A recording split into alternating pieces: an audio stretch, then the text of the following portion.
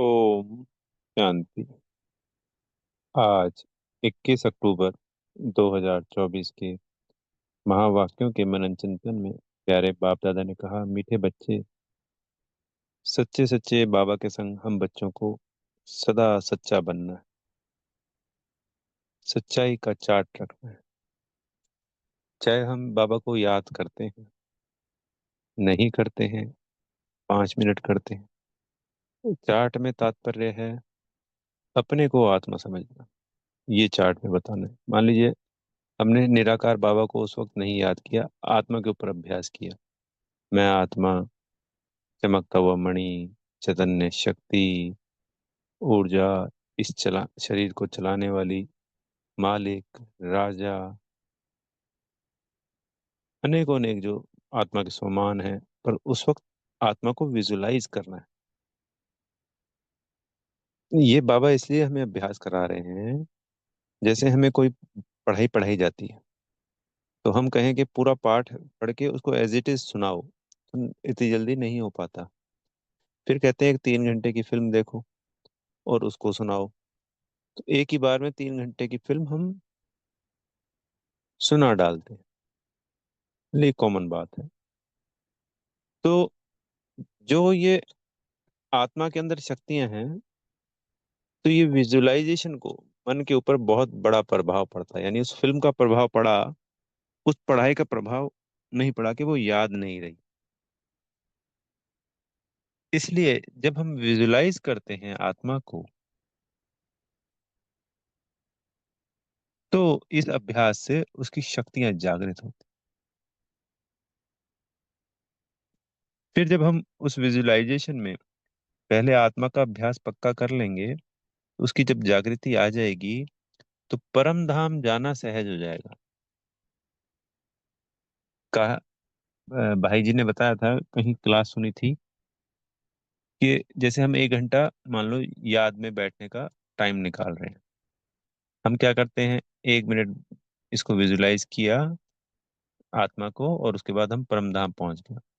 और 1 घंटे में हम परम धाम टिक ही नहीं पाते, बार बार नीचे गिर जाते हैं, इधर उधर मन भाग जाता है। अगर कोई 1 घंटा ऐसे लगातार टिक जाए निरंतर, तो कमाल ही कमाल है, कमाल ही कमाल है। तो उन भाई जी ने बताया कि हमें आधे घंटे से पौना घंटे तक आत्मा का अभ्यास कर, कोई भी सामान ले लिया, इस चैतन्य शक्ति, चैतन्य ऊर्जा, मस्तक मणि, अकाल तख्त पर विराजमान, किसी भी प्रकार से आत्मा को विजुलाइज करते जाएंगे, करते जाएंगे, करते जाएंगे। ये भी हमारा काउंट होगा, ये भी हमारा शक्तियों में काउंट होगा।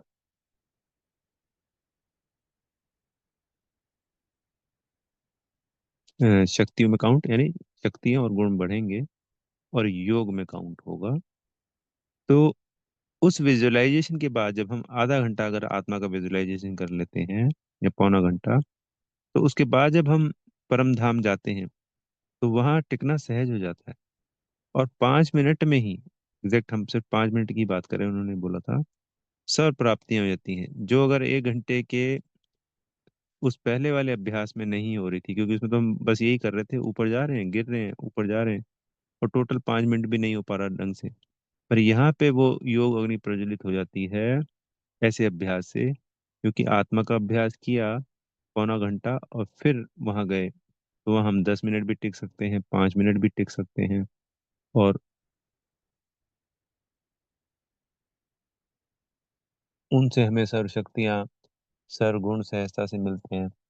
उस योग अग्नि में हमारे विकर्म दग्ध होते हैं, और हम जो अनुभूति चाहते हैं, हल्कापन, बिल्कुल लाइट हाइट, बाबा जो कहते हैं कि बच्चे तुम्हारा तीर लगना चाहिए, जो शक्ति आनी चाहिए आत्मा में, वो सब होने लगेगा। ज्ञान रिफाइन होने लगेगा बुद्धि में अपने आप अच्छी तरीके से। तो वो विजुअलाइजेशन की जो शक्ति है, उसका हमें प्रयोग करना है। हम अगर बिना विजुलाइज किए सिर्फ आत्मा आत्मा कर रहे हैं पूरे दिन, वो भी नहीं हो पाता ढंग से। पर मान लीजिए वो कर रहे हैं, तो उसका प्रभाव उतना नहीं निकलेगा जितना विजुअलाइजेशन का है, उसका कई गुना बढ़ जाता है, शक्तियां जागृत हो जाती हैं।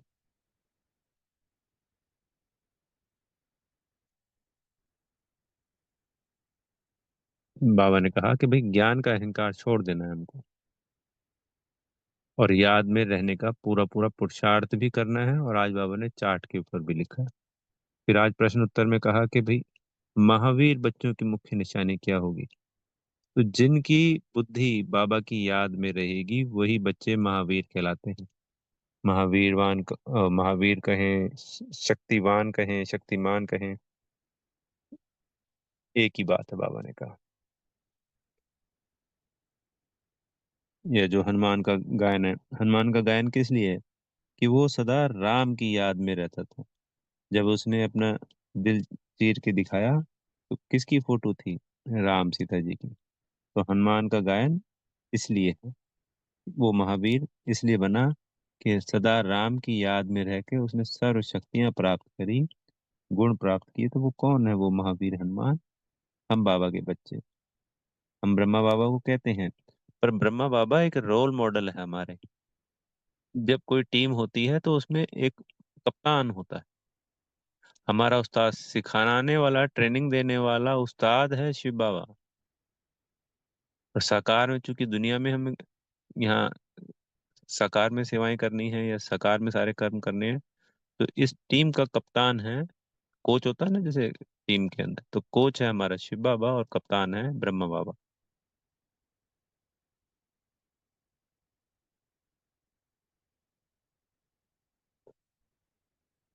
तो उन्होंने ये अभ्यास किया तभी तो ये प्राप्तियां की ना सारी की सारी। और उनके ऊपर तो कितनी बड़ी जिम्मेवारी थी पूरे यज्ञ की। करण करावनहार शिव बाबा हैं, पर मुखिया तो सामने एक ही है ना। आज हम तो चलो चार छह बहन भाइयों से पूछ लेते हैं, अनेकों अनेक सुविधाएं हैं। उनको तो सारा स्वयं करना ही पड़ेगा। सारी बातें उनके सामने ही आती हैं। फिर बाबा ने कहा कि भाई माया का जो प्रभाव है वो भी सबसे ज्यादा उनके ऊपर आता था, फिर भी करके दिखाया ना, तो वो रोल मॉडल हुए ना। इसलिए बाबा उनका उदाहरण देते हैं हमको। तो हमें पूरा पूरा पुरुषार्थ करना है बाबा की याद में रहने का। बाबा ने कहा कि जब ये 45 मिनट की मुरली होती है तो इस मुरली में आत्मा समझ के ही बैठना है। चेकिंग करनी है कि मैं कितनी देर आत्मा समझकर आत्माभिमानी स्थिति में बैठा हूँ। 1 मिनट, 5 मिनट, 10 मिनट, 20 मिनट। इस पुरुषार्थ को, अभ्यास को बढ़ाते जाना है।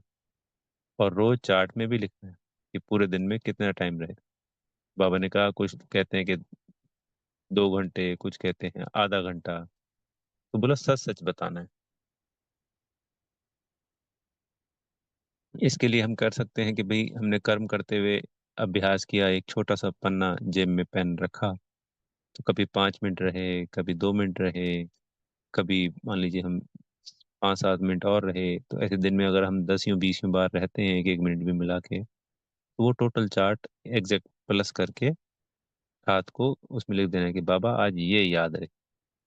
तो जो ये एक्चुअल याद है, आत्मा विजुलाइज करके परमात्मा को विजुलाइज करना, और जो आत्मा को भी अभ्यास करना, वो हम लिख सकते हैं। हमने सोचे कि हम बिना विजुलाइजेशन के सिर्फ सम्मान कर रहे हैं या सकाश दे रहे हैं, उसमें कोई विजुलाइजेशन नहीं कर रहे हैं।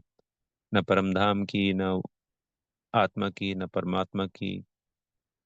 विजुलाइज नहीं भी होगा, हमें एक कल्पना करनी है। ऐसा नहीं है कि हमें सब कुछ दिखता है, किसी को भी नहीं दिखता है। जब हम ऐसा अभ्यास करेंगे तो फिर एक्चुअल में, फिर ऐसी स्थिति होती है कि एक्चुअल में भी दिखता है, वो बात की स्थिति है। पर हमने जो विजुलाइज करके किया, उसको इसमें पॉजिटिव माना जाएगा, और उसको काउंट किया जाएगा बाबा की याद में। बाबा इतना अभ्यास किया, ये किया। तो बाबा ने कहा कि समझाने का तो बता देते हैं, इतने आत्माओं को समझाया, ये ज्ञान दिया, ये सारी बातें लिख देते हैं चार्ट में, पर याद का नहीं लिखते हैं। तो ये एक्चुअल याद का चार्ट हम सबको बनाना है।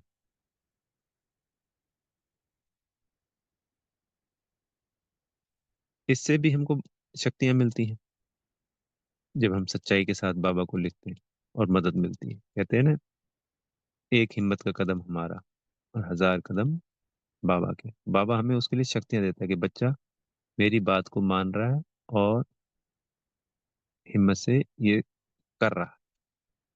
तो वो और मदद करते हैं और हिम्मत देते जैसे मैं आत्मा राइट हैंड से ये करवा रही हूँ, मैं लेफ्ट हैंड से ये करवा रहा हूँ, जो भी सेवा करवा रहे हैं मैं करवा रहा हूँ, मैं आत्मा करवा रहा हूँ। तो आत्मा को प्रकृति पे विजुलाइज करें।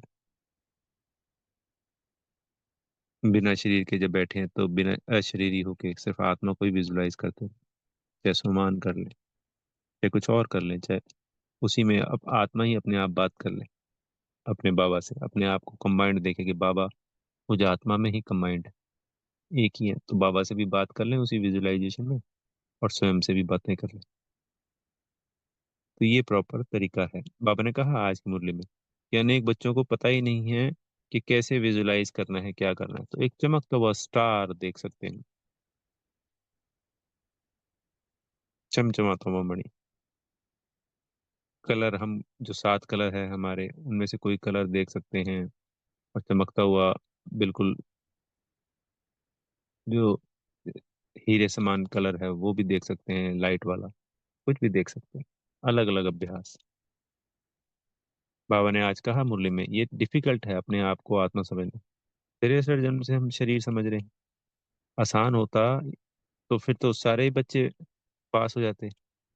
बाबा ने कहा पढ़ाई से पावन नहीं बनेंगे, सिर्फ याद से ही पावन बना जा सकता है। इसलिए जो बच्चा ज्ञान में आ गया और खूब पढ़ाई पढ़ ली, सेवा कर ली, धारणाएं भी कर ली, पर अगर याद नहीं किया तो वो पावन नहीं बना। फिर अंत में सजाएं खानी ही पड़ेंगी, और पद प्रजा या दास दासी का जो भी है वो हो गया। चाहे वो जन्म पूरे 21 ले लेगा,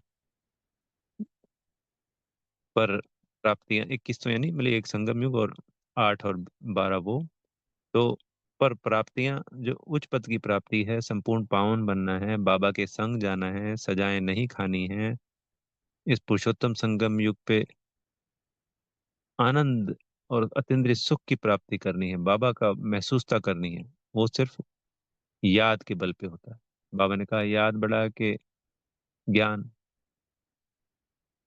क्योंकि पावन तो याद से ही बनना है। अब इसका तो एग्जैक्ट तो नहीं है, पर बाबा ने कहा ये सब कुछ जो हो रहा है ये तो सब पढ़ाई के लिए हो रहा है। ये रोज मुरली पढ़ रहे हैं, जितने चित्र हैं वो बोला सिर्फ ज्ञान के लिए हैं, याद के लिए तो है ही नहीं कोई चित्र, और हो ही नहीं सकता। उस ज्ञान के आधार पर हम वो याद कर रहे हैं। हमें ना आत्मा का ज्ञान हो, ना परमात्मा का ज्ञान हो, कुछ भी नहीं हो, तो फिर हम कैसे करेंगे याद? पहले थोड़ी करते थे। बाबा ने कहा कोई भक्ति में हम थोड़ी याद करते थे किसी को कि हाँ जी अपने को आत्मा समझना है, बाबा को याद करना है ऐसे। भक्ति में तो गंगा स्नान करते हैं कि उसी से हम पावन बन जाएंगे। तो उससे पावन बन ही नहीं सकते। विकर्म किए हैं आत्मा ने, और धुलाई हो रही है शरीर की।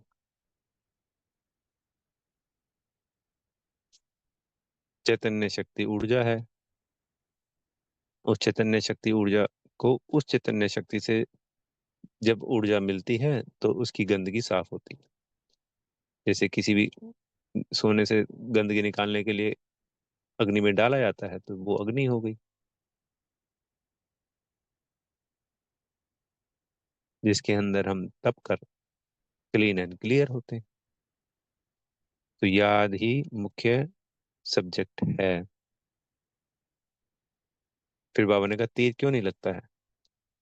क्योंकि याद नहीं है। हम जो समझा रहे हैं हम सब सोचते हैं ना, अरे इतना ज्ञान देते हैं आते नहीं है ज्ञान में। पूरा तीर लगेगा ही तब जब हम आत्मा याद में रहेंगे। अब कहेंगे जी वो तो दूसरे धर्म की भी आत्मा है, उनको तीर थोड़ी लगेगा। बात उसकी नहीं है। फिर हम जब आत्मा और परमात्मा में इस ज्ञान याद से शक्तिशाली बन जाती है, तो हम अपने कुल की आत्माओं को पहचानना शुरू कर देते हैं। फिर हम ज्यादातर हमारे आसपास वही आत्माएं आती हैं जो हमारे कुल की हैं। और जब हम आत्मा का अभ्यास कर लेते हैं तो दूसरी आत्मा को देख के समझ में आने लग जाता है कि ये हमारे कुल का है या नहीं। तो फिर हम क्या करेंगे?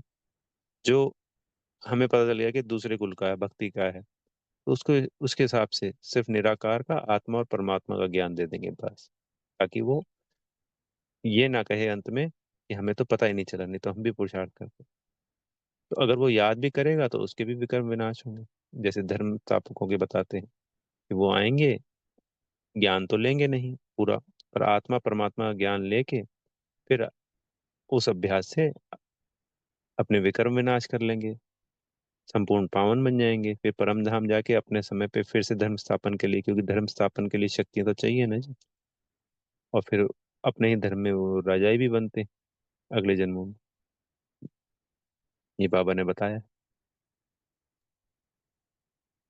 फिर आज के वरदान में बाबा ने कहा, व्यर्थ व डिस्टर्ब करने वाले बोल से मुक्त, डबल लाइट अव्यक्त फरिश्ता भव। तो अव्यक्त फरिश्ता बनने के लिए व्यर्थ बोल किसी को भी ना तो अच्छे लगते हैं, और हमारी ऊर्जा जो है वो सबसे ज्यादा दो चीजों से वेस्ट होती है। एक आंखों के देखने से, और एक मुख के बोल से। अगर जैसे बाबा कहते हैं ना, क्रिमिनल आई समाप्त करना है, सिविलाइज बनाना है, आंखें सिविलाइज हो जाए देवी देवताओं के समान, और बोल कम से कम हो। बाबा ने कहा कि जो बोल दो बोल में काम चल सकता है, उसके लिए ज्यादा बोल क्यों बोले, 10-12 बोल क्यों बोले। बाबा तो 10-12 बोल रहे हैं, हम तो यहाँ पूरा लेक्चर दे देते हैं। तो कम से कम बोल में रहेंगे तो हमारी शक्तियाँ, ऊर्जा वेस्ट नहीं होगी ना। आत्मा की ऊर्जा किस में है? हम मान लो बहुत खाते हैं, एक समझने के लिए, तो आत्मा की ऊर्जा से ही वो पचेगा, तो वहां वेस्ट कर दिया। फिर बोल रहे हैं, बहुत बोल रहे हैं, वहां पे वेस्ट हो गया। व्यर्थ देख रहे हैं, उसके ऊपर चिंतन कर रहे हैं, मन से व्यर्थ चिंतन कर रहे हैं, वहां से भी शक्ति तो, आत्मा तो सिर्फ इसी में लगेगी, सारी शक्तियां इसी में लग जाएंगी। तभी तो हम बाबा के पास पहुंच नहीं पाते हैं। तो हमें ये शक्तियों को बचाना होता है। कम बोलना, कम खाना, और कम सोचना। ये सब कैसे होगा? जब आत्मा आत्मिक स्थिति का अभ्यास करे, तभी हम फरिश्ते की अनुभूति कर सकेंगे, और अव्यक्त फरिश्ता बनने में हमको मदद मिलेगी। और फिर बाबा ने स्लोगन में बताया कि जो स्वयं परमात्मा के प्यार के पीछे अपने आप को कुर्बान करते हैं, सफलता उनके गले का हार बन जाती है। तो जब परमात्मा के प्यार में परमात्मा, हम परमात्मा के हो गए और परमात्मा हमारा हो गया, तो जहाँ परमात्मा का प्यार है, परमात्मा है, कंबाइंड है प्रेम में, तो सफलता कुछ भी नहीं है। वो तो सब कुछ हुआ ही पड़ा है। सफलता क्या चीज है? अच्छा। ओम शांति। बेहद का धन्यवाद मेरे प्यारे मीठे बाप दादाजी का, आप आत्मा भाइयों का। बेहद की शुभकामनाएं। आप सदा अपने आत्मिक स्थिति में स्थित रहे, सदा निरंतर बाबा की याद में रहने वाली दिव्य आत्माएं। ओम शांति।